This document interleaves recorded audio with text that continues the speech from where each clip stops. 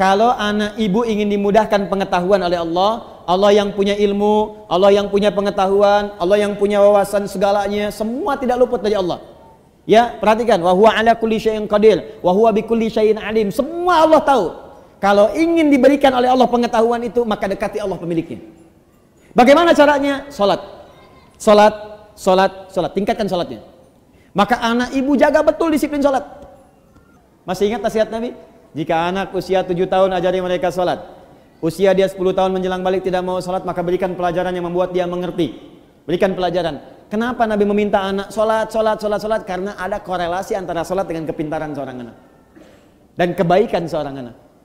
Jikalau anak dari kecil sudah rajin salat, demi Allah Bu, catat kalimat saya ini.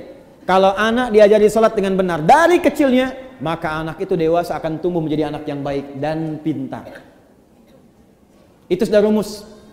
Ibu cek ya, Al-Kindi, Al-Ghazali, Al-Farabi, ya, Ibnu Sina, Al-Khawarizmi, Al-Battani, itu semua ulama-ulama ini dari kecil sebelum mereka belajar pengetahuan dididik oleh orang tuanya salat. Kedua, Al-Quran. Al-Quran. Ini ada rumus langsung disebutkan oleh pakar Quran. Kalau dia baru terlahir, di usia setiap bulannya, maka putarkan Al-Quran setiap juz setiap bulan. 1 bulan 1 juz.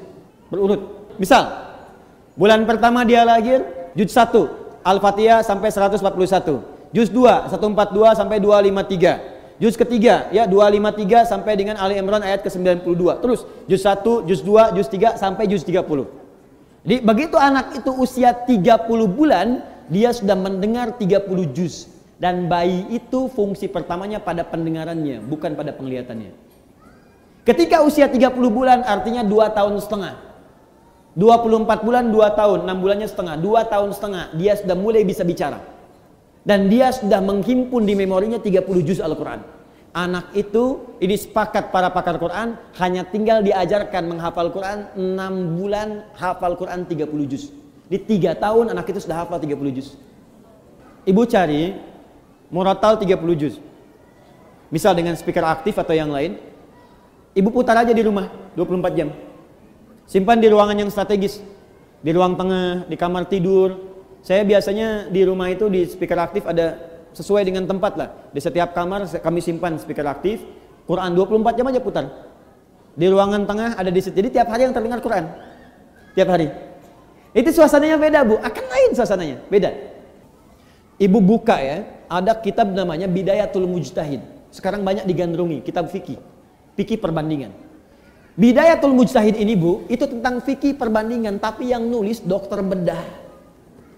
Dokter bedah, dokter spesialisasi bedah, hafal Quran. Dari hafal Quran ini belajar fikih. Hafal Quran, hafal fikih, kedokteran.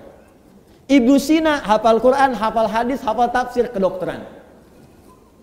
Al-Khawarizmi, hafal Quran, hafal hadis, ahli matematika. Tuh. Hampir semua. Ibu kalau nggak percaya silahkan. Dan saya coba memulai membuktikan itu, ternyata banyak dampak perubahannya, betul itu. Ya, saya belajar Bu, saya belajar. Dan ternyata fisika itu banyak yang bersinggungan dengan nilai-nilai keislaman.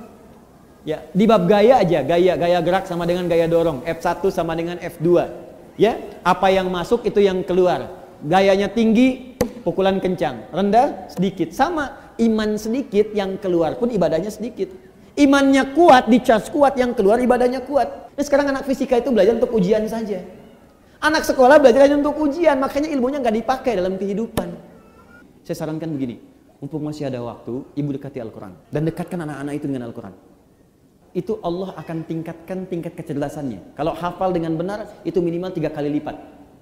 Ada korelasi antara peningkatan kecerdasan dengan hafalan Quran. Antara hafalan Quran, karena Quran itu punya kurang lebih 52.000 kosakata. Penelitian menunjukkan orang yang banyak hafal kosakata itu akan berpengaruh pada wawasan. Dan karena dilatih cepat menangkap pengetahuan, dilatih cepat menangkap informasi, Quran itu kan paling dahsyat Bu. Belajar fisika, begitu disampaikan masuk, dibutuhkan keluar cepat. Biologi, dihafalkan masuk, keluar cepat. Makanya orang dulu, orang Islam dulu, itu walaupun mereka ahli biologi, matematika, bahkan kedokteran, itu rata-rata semua penghafal Quran. Masya Allah, itu dan kepake ilmunya gitu. Dan sekarang pun masih dikenal.